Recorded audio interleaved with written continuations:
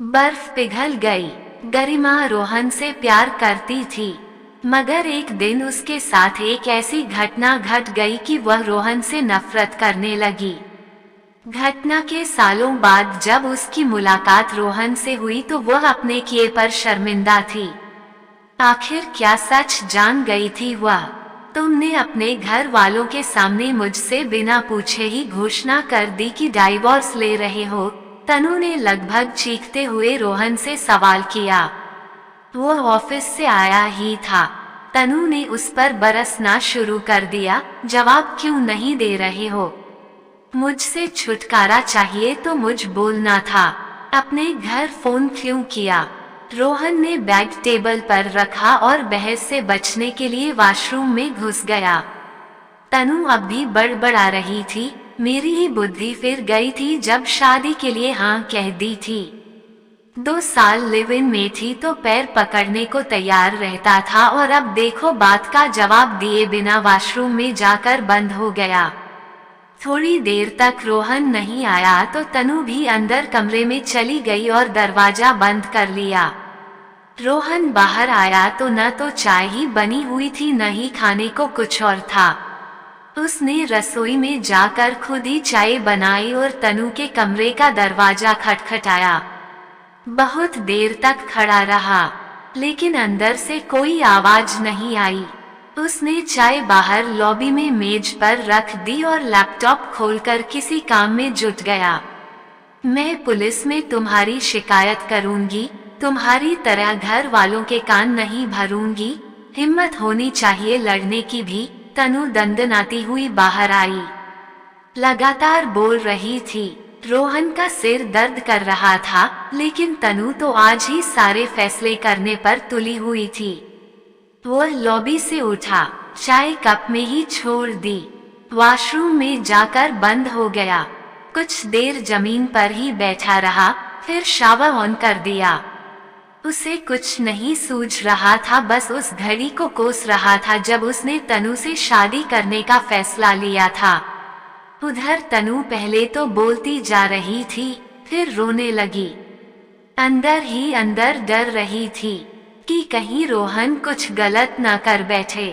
थोड़ी देर इधर उधर बिना किसी काम के घूमती रही, फिर एल्बम लेकर बैठ गई। उसने महसूस कर लिया था कि अब उसकी शादी नहीं बचेगी, बस यादें ही रह जाएंगी। रोहन का फोन बज रहा था, लेकिन वो बाहर नहीं आया।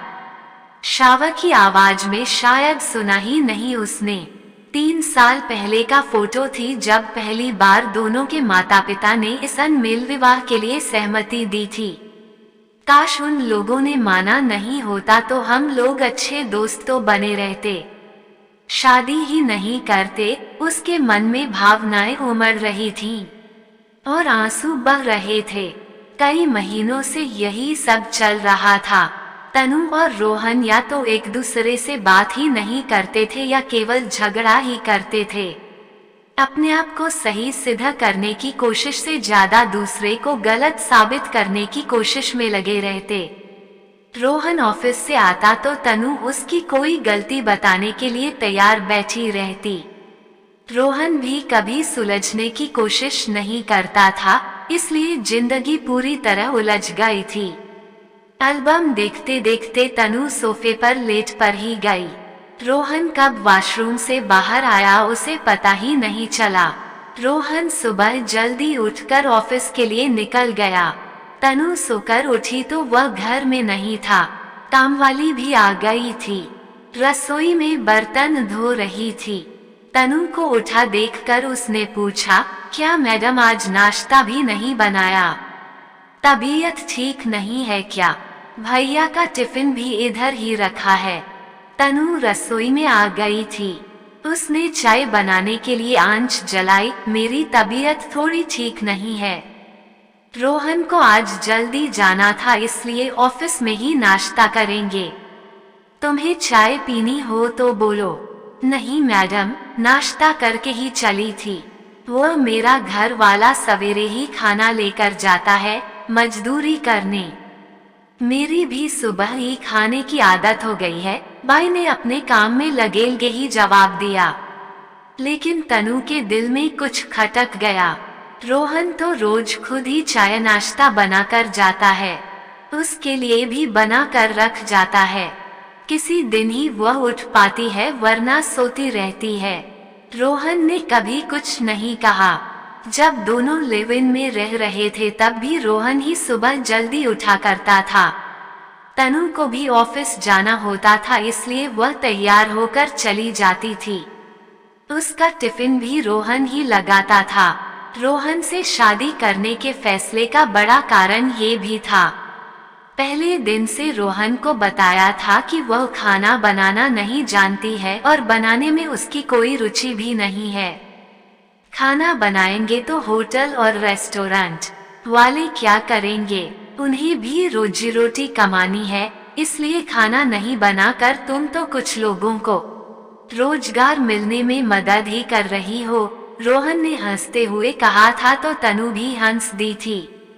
माँ भी बहुत खुश हुई थी दामाद के विचारों को सुनकर। उन्होंने भी इस शादी को अपनी मंजूरी दे दी थी। जो मेरी अनुमति के लिए 3 साल शादी टाल सकता है, उससे बेहतर इंसान मेरी बेटी को दूसरा नहीं मिल सकता है। पापा ने भी यह कहते हुए खुशी से अपनी सहमति दे दी थी। इसके बाद तो तनु निश्चिंत हो गई थी रोहन को लेकर, लेकिन वर्तमान स्थिति उसके एकदम उलट थी। रोहन ने बात करना बंद ही कर दिया था। उसकी बहन के फोन से तनु को पता चला था कि वह अब तनु के साथ नहीं रहना चाहता है। सुनकर तिलमिला गई थी तनु। साथ में नहीं रहना चाहता, ये जानना उतना दुखद नहीं था जितना इस बात का उसकी बहन से पता लगना। तनु, मैंने डिलीवरी के बाद फिर से ऑफिस ज्वाइन कर लिया है। तुमने कोई तरक्की की या अपने शानदार फ्लैट की बालकनी में ही उलझ हो अभी? गरिमा ऑफिस से ही फोन कर रही थी। तनु सोच में पड़ गई कि आज अचानक गरिमा ने फोन क्यों किया और उससे यह प्रश्न क्यों पूछा। क्या गरिमा उस और रोहन के बिगड़ते रिश्ते के बारे में जान गई है? कुछ जवाब तो दो मैडम। ऑफिस से फोन कर रही हूँ, ज्यादा देर बात नहीं कर पाऊंगी। ऑफिस आते ही तुम्हारी याद आई, इसलिए फोन किया तुम्हें। गरिमा के स्वर में थोड़ी नाराजगी थी। ऐसी कोई बात नहीं है, तुम जानती हो घर में रहकर रूटीन बदल गया है। अभी सोकर उठी हूँ, तनु ने अलसाते स्वर में उत्तर दिया। तो वापस ज्वाइन कर ले। वह जो तेरी जगह आई थी उसकी भी शादी हो गई है। तेरी सीट खाली ही है, मेरे सामने ही है। सच बोल रही हूँ, फिर से आ जा। तुझे मिस कर रही हूँ यार। अभी तो कुछ नहीं सोचा है, कल लंच ब्रेक में तुझसे आकर मिलती हूँ कैफेटेरिया में, अपनी पसंद की टेबल पर, तनु ने कहा तो गरिमा का उत्साह उसके शब्दों में झलक पड़ा। सच, मैं वेट करूंगी। बहुत सी बातें करनी है यार, 1 साल से नहीं मिले हैं। चल फोन रखती हूँ। किसी खबरी ने बॉस को बता दिया है, शायद बॉस का ही फोन आ रहा है। गरिमा से बात करके तनु का मन और भी परेशान हो गया। बस एक तसल्ली थी कि चलो कोई तो है जिससे बात करके मन का बोझ थोड़ा हल्का हो जाएगा। उसने सिर को झटका और बाथरूम में चली गई। अगले दिन गरिमा से मिल बातें करके उसने एक निश्चय किया और घर आकर रोहन का फोन मिलाया। फोन नहीं लग रहा था। काफी देर तक मिलाती रही। एक बार दिल धड़का कि कहीं कुछ गड़बड़ तो नहीं हो गई है। फोन बंद ही आ रहा था लगातार। फिर अचानक जाने क्या सूझ कि उसकी बहन का फोन मिला लिया। घर छोड़कर जा रही हूँ। यही चाहते थे न तुम लोग? बता देना अपने भाई को।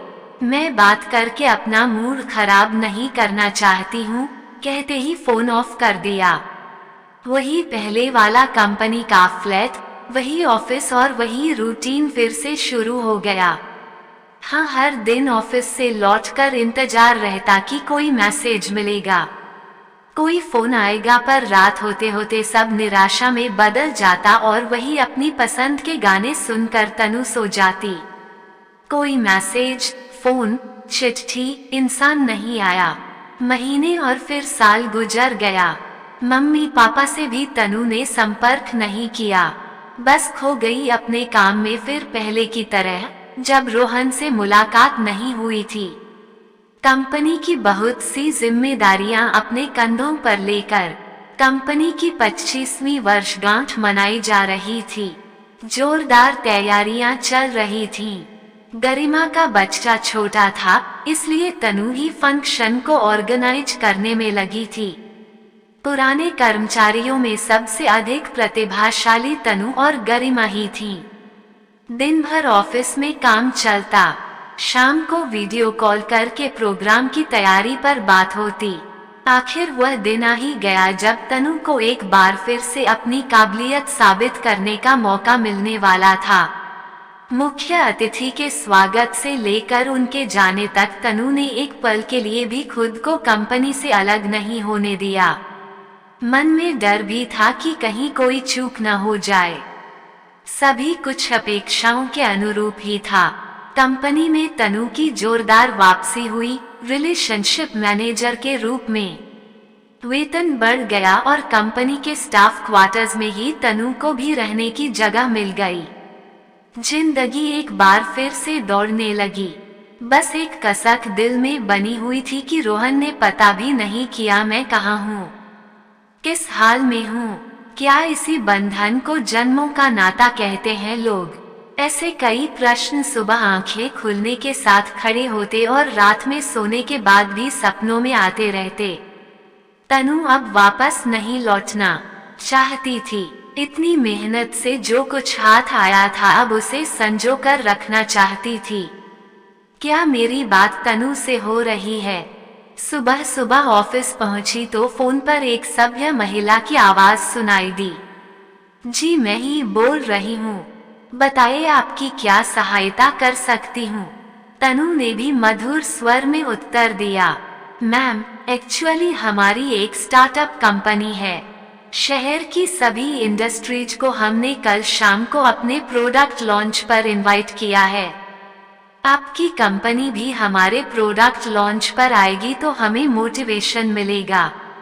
तनु ने ध्यान से उसकी बात सुनी और बॉस को भी इन्फॉर्म किया। अंदर ही अंदर उसे गर्व महसूस हो रहा था अपनी पोस्ट और बेस्ट कंपनी में काम करने पर। बॉस ने जतिन और तनु दो लोगों को जाने की अनुमति दे दी। प्रोडक्ट लॉन्च के बाद स्टार्टअप कंपनी के सीईओ का भाषण भी था। जतिन को अचानक किसी काम से जाना पड़ा तो तनु को ही रुकना पड़ा। कंपनी के पहले फोन कॉल से लेकर इवेंट मैनेजमेंट तक काफी प्रभावित थी तनु। यही कारण था कि उसने अंत तक रुकने का मन बना लिया था। बहुत देर से नाम की अनाउंसमेंट का इंतजार था, लेकिन सीधे ही सीईओ का भाषण शुरू हुआ। जानी पहचानी आवाज सुनकर तनु ने सिर ऊपर उठाया। रोहन, ये रोहन की कंपनी है। अनायास ही मुंह से निकल गया। Yes ma'am, actually Rohan sir ही हमारे सीईओ हैं। पीछे से उसी लड़की की आवाज सुनाई दी जिससे फोन पर बात हुई थी। ग्रेट, बस यूं ही तनु के मुंह से निकल गया। तनु, मैं तुम्हारे घर की तरफ ही जा रहा हूँ। इवेंट खत्म हो गया हो तो मेरे साथ ही आ जाओ, बाद में अकेले जाना पड़ेगा। जतिन के फोन से पहले ही तनु जाने के लिए खड़ी हो चुकी थी। वह रोहन के सामने नहीं जाना चाहती थी, इसलिए जतिन के साथ ही निकल गई। तनु, कल का इवेंट कैसा रहा? बॉस ने पूछा। तनु ने पहले से सोचा हुआ जवाब दिया। सर, मैंने रिपोर्ट आपको मेल कर दी है। स्वयं को व्यस्त दिखाने की कोशिश करते हुए तनु लैपटॉप में टैब बदलने लगी। रिपोर्ट मैं देख लूंगा, परंतु तुम्हारा व्यक्तिगत अनुभव कैसा रहा? बॉस ने फिर से प्रश्न किया। सर, अच्छा ही रहा। एक स्टार्टअप कंपनी से बहुत ज्यादा उम्मीद नहीं लगा सकते हैं। बॉस चौंक कर बोले, मतलब तुम्हें प्रभावित नहीं कर पाई है उनकी कोशिश? बॉस ने फिर से एक और प्रश्न पूछा। वह बात नहीं है सर। अच्छा होता कि प्रोडक्ट लॉन्च पर यह सेमिनार होता। हमारे लिए आकलन आसान हो जाता। तनु ने अपनी बात रखी। बॉस की आंखों में जाने क्यों खुशी की चमक आ गई। वे मुस्कुराते हुए अपने कैबिन में चले गए। तनु को कुछ अजीब सा लगा, लेकिन चुप रह गई। शादी की उथल पुथल ने उसे शांत ऑब्जर्वर बना दिया था। अगले दिन गरिमा को कंपनी की नई ब्रांच में भेज दिया। बॉस ने जतिन को भी मार्केटिंग देखने के लिए कह दिया। तनु आश्वस्त थी कि उसका विभाग भी जल्द ही बदलने वाला है। तनु, तुम रिलेशनशिप मैनेजर के रूप में बहुत अच्छा काम कर रही हो। तुम्हारे दायरे को मैं बढ़ा रहा हूँ। तुम्हारा पद वही रहेगा और तुम इसी ऑफिस में रहोगी। बॉस के कैबिन से निकलकर तनु ने राहत की सांस ली। गरिमा को बॉस ने क्या कहकर दूसरे ऑफिस जाने के लिए मना लिया, तनु नहीं समझ पा रही थी। उसका बेबी भी अभी छोटा था और गरिमा तो लंबे समय से कंपनी में ही थी। उसने अपनी जॉब की वजह से ही इसी शहर में शादी की थी। तनु, कल तेरे पास आ रही हूँ ऑफिस के बाद। बहुत दिन हो गए साथ में बैठकर कॉफी पिए हुए। गरिमा के फोन पर तनु चाहक उठी। शाम को दोनों बैठकर कंपनी में हुए बदलावों के बारे में चर्चा कर रही थी। तूने बॉस को बताया नहीं कि दूसरा ऑफिस तेरे घर से दूर है और बच्चा भी अभी छोटा है? गरिमा तनु के सवाल की जैसे प्रतीक्षा ही कर रही थी। बोली, हाँ मुझे लगा था, लेकिन अब सब ठीक है। एक्चुअली वो ऑफिस बॉस के भतीजे का है। उन्हें एक अनुभवी कर्मचारी की जरूरत थी जिस पर विश्वास किया जा सके। तुम्हें बॉस भेजना नहीं चाहते थे तो मुझे जाना पड़ा। तनु हैरान थी यह सुनकर। तुम मुझे बोल सकती थी, मैं चली जाती। मुझे कौन सा घर देखना है या बच्चे को संभालना है ऑफिस के बाद? गरिमा बात को खत्म करते हुए बोली, थोड़ा टाइम निकलने देते हैं। नहीं मैनेज हुआ तो बॉस से बात कर लेंगे। गरिमा कुछ सोच रही थी। क्या बात है, किस सोच में हो? तनु ने पूछा तो गरिमा ने बताया, अपने बॉस के बारे में सोच रही थी। बेचारे ने घर वालों की मर्जी के बिना लव मैरिज की। उसका भयंकर एक्सीडेंट हुआ और घर वाली छोड़कर चली गई। बेचारे के सिर में भी चोट आई थी। अभी तक इलाज चल रहा है। अपने पुराने बॉस का भतीजा है, उसको वापस सेटल करने के लिए नया ऑफिस बनाया है। पुराने स्टाफ को उसके साथ लगाया है। तनु को अचानक झटका लगा।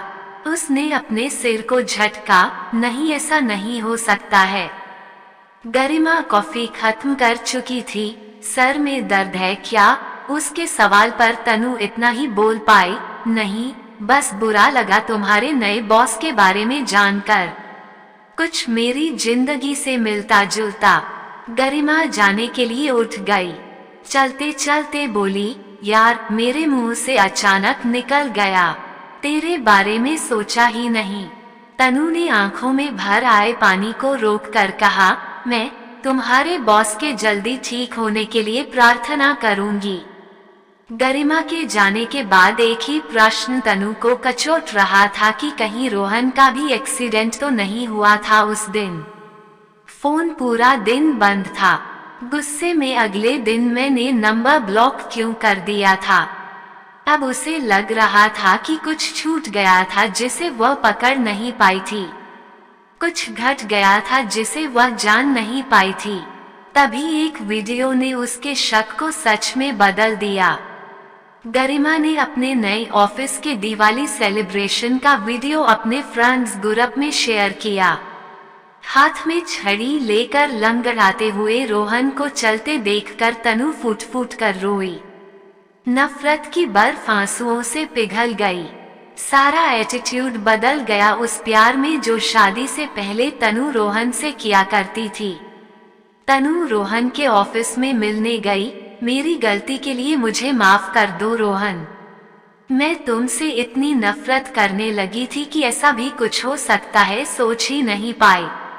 मेरी भी गलती कम नहीं है तनु। मैंने भी तुम्हारे जाने के बाद तुमसे संपर्क नहीं किया। उस दिन एक्सीडेंट के बाद बच गया, लेकिन तुम्हें फोन नहीं किया। तुम्हारा फोन तो एक्सीडेंट में टूट गया था, पर मैंने तो तुम्हारा नंबर ही ब्लॉक कर दिया था। पता नहीं क्या हो गया था मुझे। तनु सब कुछ कह देना चाहती थी। दोनों हाथों में अपना मुंह छिपाकर आमने सामने बैठे थे। अब गिले शिकवे हो गए हों तो हमें भी थोड़ा सा थैंक्स दे दो। पिछले 6 महीनों से हम लोग तुम दोनों को सामने लाने के लिए नौकरी कर रहे थे। जतिन और गरिमा एक साथ बोले। भाभी, मैंने पापा को आपसे हुई बात बताई तो उन्होंने ही मुंह चुप रहने को कहा था। तनु ने पीछे मुड़कर देखा तो रोहन की बहन और तनु के बॉस खड़े थे। ओह सर, मुझे पता ही नहीं था कि आप रोहन के अंकल हैं। माफ कर दीजिए। तनु ने हाथ जोड़कर आंखें बंद कर ली। बेटी, तुम्हारी कोई गलती नहीं थी। वो समय ही ऐसा था कि तुम दोनों ही एक दूसरे को नुकसान पहुंचा रहे थे। तनु और रोहन ने एक दूसरे की आंखों में देखा। काश नफरत प्यार पर हावी नहीं होती तो जिंदगी कुछ और ही होती। यही आवाज दोनों के दिल से आ रही थी।